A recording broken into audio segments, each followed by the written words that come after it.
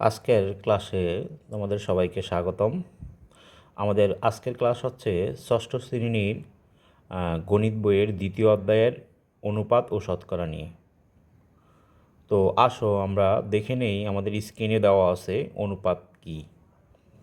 তো এখানে দেখো বলা আছে যে দুটি সমজাতীয় রাশি একটি অপরটির তুলনায় কত গুণ বা কত অংশ তা একটি ভগ্নাংশ দ্বারা প্রকাশ করা যায়।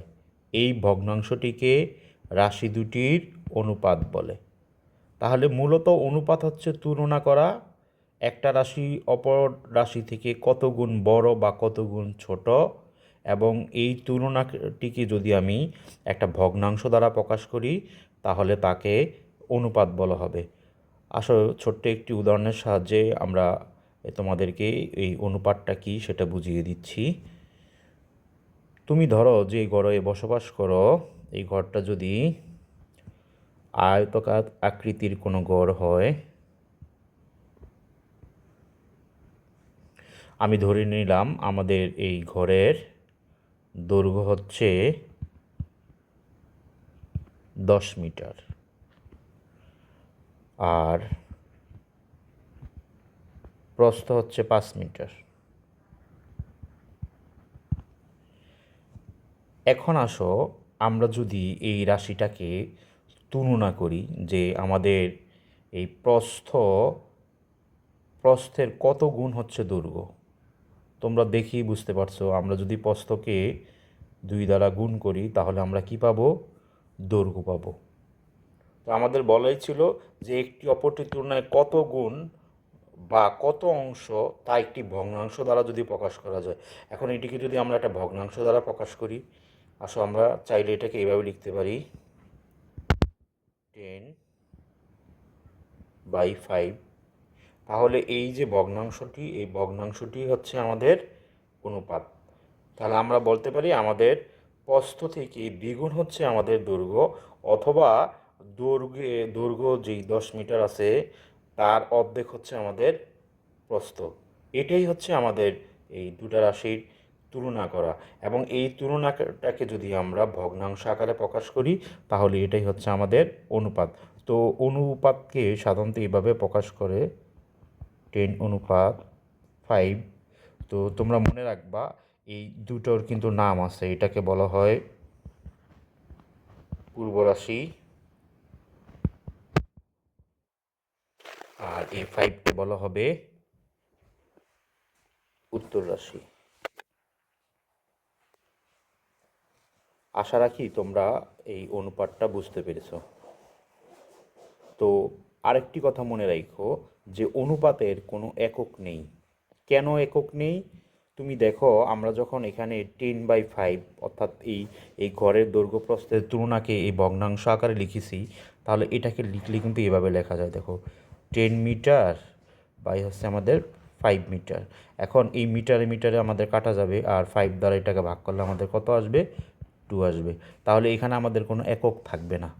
তো এটা তোমরা মনে রাখো, অনেক সময় তোমাদের এমসিকিউতে আসতে পারে যে অনুপাতের একক আছে কি না, তাহলে আমরা বলে দিব অনুপাতের কোনো একক নেই। এবং আরেকটি কথা মনে রাখো, যখন আমরা কোনো কিছু অনুপাত নিব ওইখানে মনে রাখো এটা সমজাতীয় রাশি হইতে দিব, অর্থাৎ দৈর্ঘ্যের একক মিটার, এখানে প্রস্থের একক মিটার, একই জাতীয় রাশি। তাহলে এই রাশিটাকে আমরা কি নিতে পারবো? অনুপাতে প্রকাশ করতে পারবো। তুমি যদি ধরো টাকা নাও, এখানে ধরো আমি এখানে নিলাম 5/2।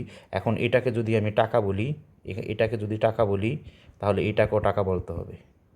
কখনোই এই দুইটার একক ভিন্ন হবে না, দুটোটার একক সমজাতীয় হতে হবে। তাহলেই কেবল মাত্র আমরা এটাকে অনুপাতে প্রকাশ করতে পারবো। আমাদের অনুপাত বিভিন্ন প্রকারের দেওয়া আছে। দেখো তোমাদের পাঠ্য বইয়ে দেখো বলা আছে সমতল অনুপাত। তো সমতল অনুপাত হচ্ছে কি? কোনো অনুপাতের পূর্ব ও উত্তর রাশিকে শূন্য ব্যতীত কোনো সংখ্যা দ্বারা গুণ বা ভাগ করলে অনুপাতের মানের কোনো পরিবর্তন হয় না। এরূপ অনুপাতকে বলা হবে সমতল অনুপাত। অর্থাৎ আমরা শূন্য ছাড়া যে কোনো সংখ্যা দ্বারা গুণ করতে পারবো। দেখো এখানে একটা এক্সাম্পল দেওয়া আছে তোমাদের 2/5। তো আমরা বলেছিলাম এটাকে আমরা চাইলে এইভাবে লিখতে পারি এটা আমরা উপরে লিখবো এখানে লব আকারে, আর এটা হচ্ছে আমাদের হর। তো এখানে দেখো এটা এটা তো আমরা জানি, এটাকে বলা হবে কি পূর্ব রাশি, আর এটাকে বলা হবে উত্তর রাশি। এখন আমি যদি এই পূর্ব রাশি এবং উত্তর রাশিকে একই সংখ্যা দ্বারা গুণ করি, ধরো এটাকেও 2 দ্বারা গুণ করলাম, এটাকেও 2 দ্বারা গুণ করলাম, তাহলে আমাদের অনুপাতটি দাঁড়াচ্ছে 2 দুগুণে 4, 5 দুগুণে 10। এটাকে চাইলে আমরা এভাবে লিখতে পারি 4:10। তাহলে এই দুইটা অনুপাতকে যদি আমি বলি একটা অপরটার সমতুল অনুপাত, তাহলে দেখো এখানে 2:5 যে কথা, আমাদের এখানে 4:10 কিন্তু একই কথা। কেন একরকম? দেখো আমরা যদি এটাকে আবার কাটাকাটি করি তাহলে আমরা আগের অবস্থায় নিয়ে যেতে পারবো। এখানে 2 দ্বারা এটাকে ভাগ করলে এখানে 2 হবে, এটা 2 দ্বারা ভাগ করলে আমাদের 5 হবে। তাহলে দেখো এখানে মানের কোনো পরিবর্তন হচ্ছে না, আগের আগের অনুপাতটাই কিন্তু আমরা এখানে ফিরে পেয়েছি। দেখো তাহলে এই ধরনের অনুপাতকে আমরা বলবো কি সমতল অনুপাত। তবে খেয়াল রাখবা অবশ্যই তুমি উত্তর রাশি এবং পূর্ব রাশিকে একই সংখ্যা দ্বারা গুণ করতে হবে, এবং ওই রাশিটা যাতে শূন্য না হয়, শূন্য ব্যতীত বলা আছে। তো কারণ শূন্য দ্বারা গুণ করলে আমাদের দেখো এখানে এটা শূন্য হবে, এটাও শূন্য হবে, তাহলে এটা অসংজ্ঞায়িত একটি সংখ্যা চলে আসবে। আবার একইভাবে যদি তুমি ভাগ করো, দেখো আমি যদি এরকম নেই, তোমাদের আরও একটু উদাহরণ দেখাই তোমাদের।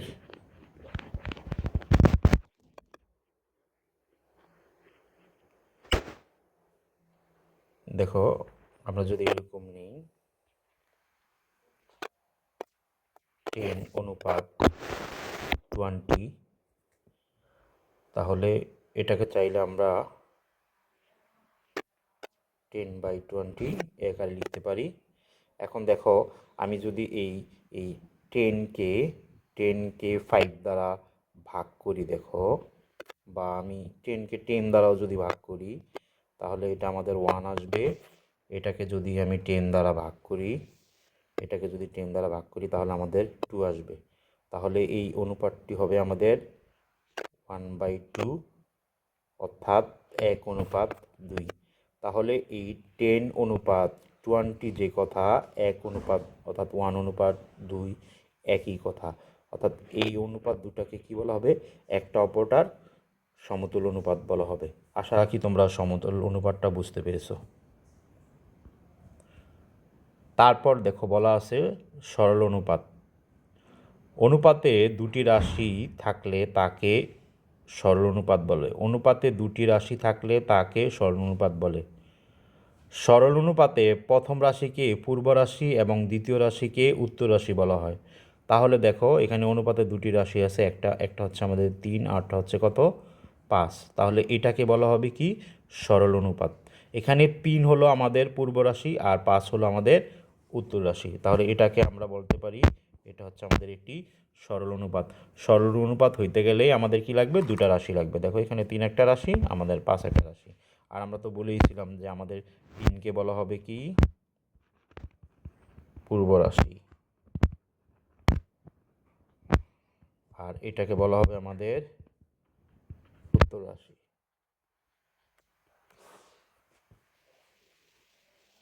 একইভাবে দেখো আমাদের পরের যে অনুপাতটি দেওয়া আছে লঘু অনুপাত। দেখো বলা আছে সরল অনুপাতের পূর্ব রাশি, অর্থাৎ এই যে এটা একটি সরল অনুপাত। মানে সরল অনুপাত হচ্ছে যে অনুপাতে কি থাকবে আমাদের দুটি রাশি থাকবে, তাহলেই ওটা সরল অনুপাত হবে। এখন এই দুটি রাশির মধ্যে যদি পূর্ব রাশি উত্তর রাশি থেকে ছোট হয় তাহলে তাকে লঘু অনুপাত বলা হবে। দেখো এখানে আমরা 3:5 লিখেছি, তাহলে আমাদের এই যে রাশিটা অর্থাৎ এই উত্তর রাশি থেকে এই পূর্ব রাশিটা হচ্ছে ছোট, এই জন্য এটাকে আমরা বলবো কি লঘু অনুপাত। আমি যদি আরেকটি অনুপাত তোমাদের জন্য লিখি 7:10, তাহলে দেখো আমাদের এই অনুপাতটার ক্ষেত্রে যদি তুলনা করি, আমাদের এই উত্তর রাশি থেকে এই পূর্ব রাশিটা হচ্ছে কি ছোট, তাহলে এই অনুপাতটিকে আমরা বলতে পারি লঘু অনুপাত। তারপর দেখো এখানে দেওয়া আছে গুরু অনুপাত। তো বলা আছে কোনো সরল অনুপাতের পূর্ব রাশি উত্তর রাশি থেকে বড় হলে তাকে গুরু অনুপাত বলে। যেমন এখানে দেখো 5:3, তাহলে এটা হচ্ছে আমাদের পূর্ব রাশি,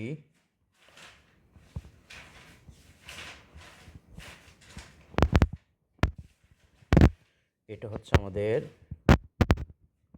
উত্তর রাশি। তাহলে এটা হচ্ছে একটা আমাদের সরল অনুপাত। এই সরল অনুপাতে দেখো পূর্ব রাশিটা হচ্ছে বড়, পূর্ব রাশিটা হচ্ছে বড় কার থেকে? উত্তর রাশি থেকে।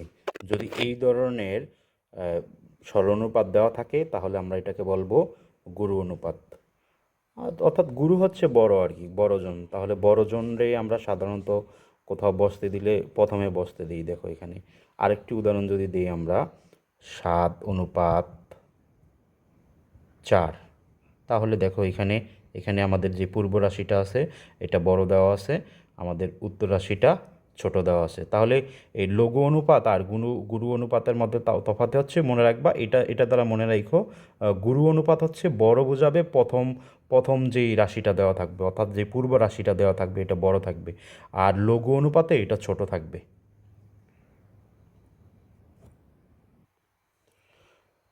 তারপরে দেখো এখানে বলা আছে একক অনুপাত। তো যে সরল অনুপাতের পূর্ব রাশি ও উত্তর রাশি সমান সেই অনুপাতকে একক অনুপাত বলা হয়। তাহলে এখানে একটা উদাহরণ দেখতে পাচ্ছ যে এখানে দেওয়া আছে যে 15:15, তাহলে 15:15, এখানে দেখো আমাদের এই পূর্ব রাশি এবং উত্তর রাশি দোনোটাই সমান, বা এটাকেই চাইলে আমরা 1:1 হিসাবেও লিখতে পারি। দেখো আমরা যদি অনুপাত মানে হচ্ছে আমাদের ভাগ, তাহলে এটা দ্বারা এটা ভাগ করলে যদি 15:15, এখানে 15:15, তাহলে এটাকে লেখা যাবে কি 1:1। এই ধরনের অনুপাতগুলোকে বলা হবে একক অনুপাত। তাহলে মনে রাখো একক অনুপাতে পূর্ব রাশি এবং উত্তর রাশি দোনোটা কি হবে? সমান হবে। তারপর দেখো দেওয়া আছে আমাদের ব্যস্ত অনুপাত। তো সরল অনুপাতের পূর্ব রাশিকে উত্তর রাশি এবং উত্তর রাশিকে পূর্ব রাশি করে প্রাপ্ত অনুপাতকে পূর্বের অনুপাতের ব্যস্ত অনুপাত বলে। তাহলে আমরা যদি এখানে একটা অনুপাত লিখি, দেখো তোমাদের পাঠ্য বইয়ে যেটা দেওয়া আছে 13:5, দেখো 5, জাস্ট একটু চেঞ্জ করে দিবা। এটাকে কিভাবে চেঞ্জ করবা? 5টাকে পূর্বে নিয়ে আসো আর 13টাকে পরে নিয়ে যাও। অর্থাৎ এখানে দেখো আমাদের এটা তো ছিল আমাদের কি পদ, পূর্ব রাশি, এটা হচ্ছে আমাদের উত্তর রাশি। এখানে এসে দেখো একটু চেঞ্জ হয়েছে, আমাদের পূর্ব রাশিটা হয়ে গেছে আমাদের উত্তর রাশি, আমাদের যে উত্তর রাশিটা ছিল এটা হয়ে গেছে আমাদের কি পূর্ব রাশি। তাহলে আমরা বলতে পারি, আমরা যদি এখানে পূর্ব রাশিটাকে উত্তর রাশি বানাই আর উত্তর রাশিকে পূর্ব রাশি বানাই, তাহলে আমাদের যে অনুপাতটা আসবে ওই অনুপাতটাকে আমাদের বলা হবে কি ব্যস্ত অনুপাত। এই অনুপাতটার ব্যস্ত অনুপাত। আর একটা যদি উদাহরণ দেখাই আমরা, 2:3, ধরো আমরা 3 লিখলাম এখানে, এখন এটাকে যদি আমরা কি লিখি, এই 3:2 লিখি, তাহলেই এই অনুপাতটি হবে আমাদের কি অনুপাত? ব্যস্ত অনুপাত। তারপর দেখো এখানে আমাদের দেওয়া আছে মিশ্র অনুপাত। তো মিশ্র অনুপাত কি বলা আছে? একাধিক সরল অনুপাতের পূর্ব রাশিগুলোর গুণফলকে পূর্ব রাশি এবং উত্তর রাশিগুলোর গুণফলকে উত্তর রাশি ধরে প্রাপ্ত অনুপাতকে মিশ্র অনুপাত বলে। দেখো এখানে একটা এক্সাম্পল দেওয়া আছে আমাদের, কত 2:3। আরেকটি অনুপাত দেওয়া আছে আমাদের, দেখো 5:7। এখন দেখো এই দুটো হচ্ছে আমাদের পূর্ব রাশি আর এই দুটো হচ্ছে আমাদের উত্তর রাশি। এখন আমরা যদি এই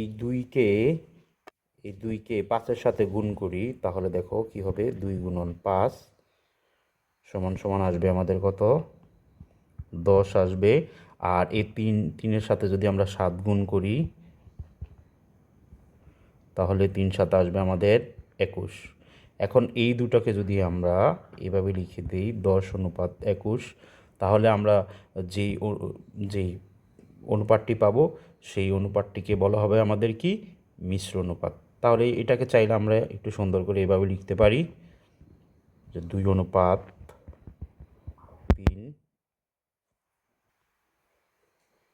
এভাবে দেওয়া থাকলে আমরা এটাকে এটার সাথে গুণ করব, এটাকে এটার সাথে গুণ করব, তাহলে হবে আমাদের 2:5:3:7, তাহলে 5×2=10, 3×7=21। এটাকে আমরা কি বলবো? মিশ্র অনুপাত বলবো। তুমি চাইলে আরেকটি উদাহরণ করতে পারো এখানে, 3:6,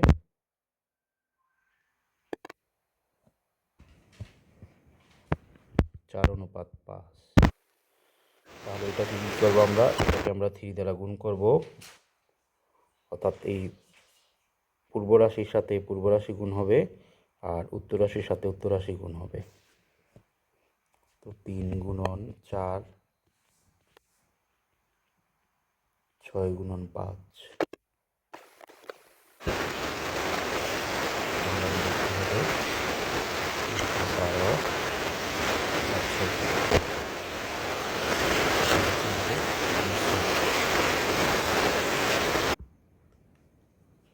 তাহলে আসো আমাদের পাঠ্য বইয়ে একটি কাজ দেওয়া আছে।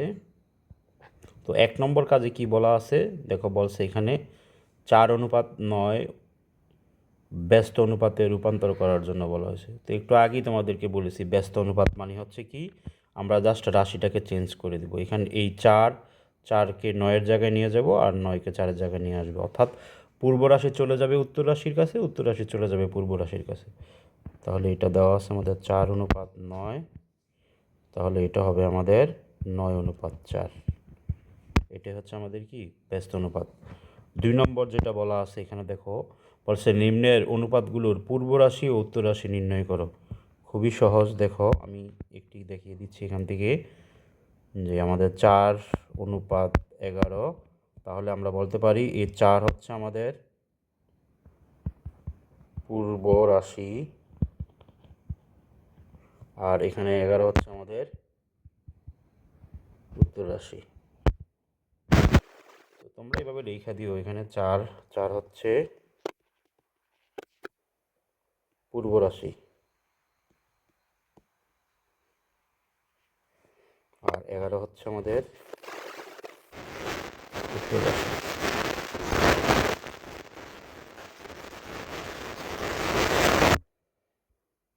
তো একইভাবে দেখো এখানে 7:5 দেওয়া আছে আমাদের, তাহলে এটা আমাদের কি হবে বলো তো?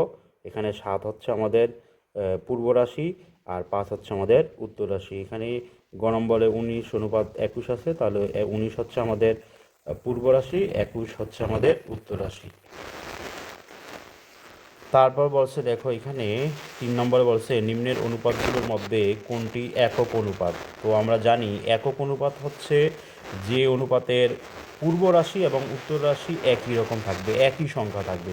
তাহলে দেখো এই ক নম্বর যেটা দেওয়া আছে আমার 2:5, এটা আমাদের একক অনুপাত হবে না, কারণ এখানে দুইটা রাশি ভিন্ন ভিন্ন, এটা 2 এটা 2, এখানে যদি 2 এখানে 2 থাকতো তাহলে এটা আমাদের কী হতো? একক অনুপাত হতো। 5:7 এটাও হবে না, কারণ এটাও ভিন্ন ভিন্ন রাশি। শুধুমাত্র দেখো গ নম্বর যেটা দেওয়া আছে 11:11, তাহলে যেহেতু এখানে পূর্ব রাশি এবং উত্তর রাশি দুটা একই সংখ্যা, তাহলে এটাকে আমরা বলতে পারি একক অনুপাত।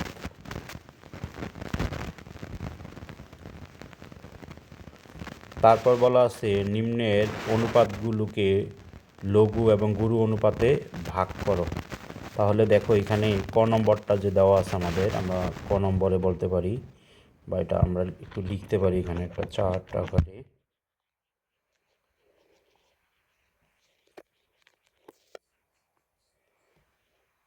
তাহলে এটাকে আমরা দিব লঘু অনুপাত,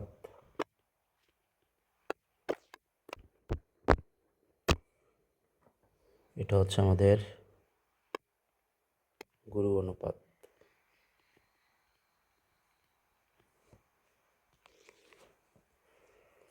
তো আমরা তো জানি, দেখো এখান থেকে আমাদের গুরু অনুপাত হচ্ছে কি? গুরু অনুপাত হচ্ছে পূর্ব রাশিটা বড় হবে আর উত্তর রাশিটা কি হবে, ছোট হবে। আর লঘু অনুপাত হচ্ছে আমাদের পূর্ব রাশি কি হবে, ছোট হবে, আর উত্তর রাশি বড় হবে। তাহলে এখানে দেখো তো ক নম্বর যেটা আমাদের দেওয়া আছে, এখানে আমাদের দেওয়া আছে দেখো 13:19। তাহলে এখানে পূর্ব রাশিটা আমাদের কি দেওয়া আছে, ছোট দেওয়া আছে, উত্তর রাশিটা বড় দেওয়া আছে। তাহলে এটাকে বলবো আমরা লঘু অনুপাত। তাহলে আমাদের 13:19 এটা হচ্ছে আমাদের লঘু অনুপাত। একই রকমভাবে দেখো এখানে 7:12, এটাও আমাদের দেখো এখানে পূর্ব রাশি ছোট, উত্তর রাশি বড় আছে। তাহলে এটাও আমাদের কি হবে, লঘু অনুপাত হবে। 7:12। তারপরটা দেখো এখানে গ নম্বরটা দেওয়া আছে 25:13। তাহলে গ নম্বরে যেহেতু 25 এটা বড় দেওয়া আছে, আমি বলছিলাম যে এটা মনে রাখো যে গুরু মানে হচ্ছে বড়, তাহলে বড়কে আগে স্থান দিতে হবে। যেহেতু এখানে 25 দেওয়া আছে, এখানে 13 দেওয়া আছে, অর্থাৎ পূর্ব রাশি আমাদের বড় দেওয়া আছে, উত্তর রাশি ছোট দেওয়া আছে। তাহলে এটা হচ্ছে আমাদের গুরু অনুপাত। তাহলে এখানে লিখবো আমরা 25:13। একইভাবে দেখো পরেরটা 27:7। এখানে দেখো পূর্ব রাশিটা বড় আছে, উত্তর রাশি ছোট আছে। তাহলে এটাও আমাদের গুরু অনুপাত। 27:7। তারপরে আমাদের যে 5 নম্বর যে প্রশ্নটা দেওয়া আছে, দেখো 5 নম্বর প্রশ্নে বলা আছে যে 2:3 ও 3:4 অনুপাত দ্বয়ের মিশ্র অনুপাত কত হবে। তো আমরা তো জানি মিশ্র অনুপাত হচ্ছে কি, যে এইটার পূর্ব অনুপাত দ্বারা, পূর্ব রাশি দ্বারা যদি এটার পূর্ব রাশিকে গুণ এবং এটার উত্তর রাশিকে যদি এই উত্তর রাশি দ্বারা গুণ করি, তাহলে যে অনুপাতটা পাওয়া যাবে সেই অনুপাতটাই হচ্ছে আমাদের মিশ্র অনুপাত। তো এখানে দেখো 5 নম্বরটা যদি আমরা লিখি, এখানে 2:3 ও 3:4 এটার মিশ্র অনুপাত যদি আমরা বের করি, তাহলে দেখো এটার সাথে এটা গুণ করব আমরা, আর এটার সাথে আমরা এটা গুণ করব। তাহলে লিখব 2 × 3